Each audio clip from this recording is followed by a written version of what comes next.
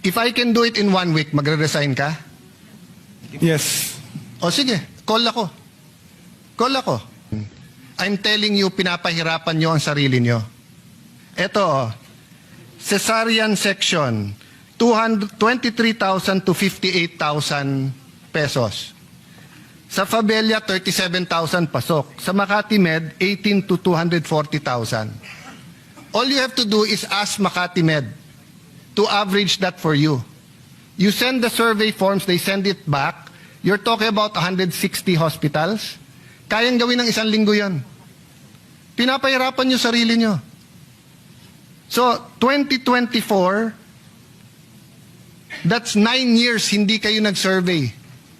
Sorry, 2017, 2018, 2019, 2020, 21, 22. 7 years. So last year, nilagyan nyo na lang percentage. Ngayon, November na, wala pa rin. So habang wala yan, niloloko natin ang tao sa billing nila.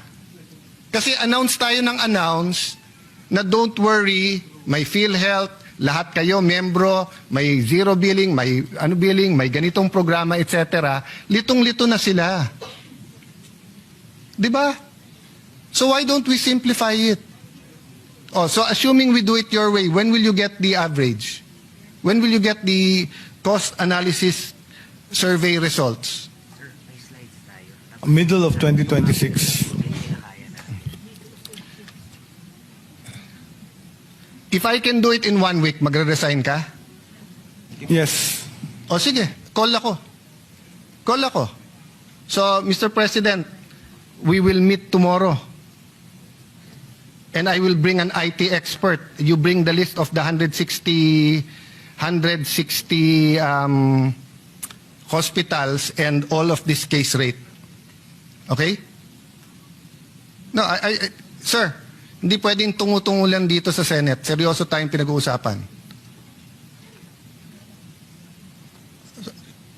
Be here at 4 o'clock tomorrow? Can you be here at 4 o'clock tomorrow? PhilHealth?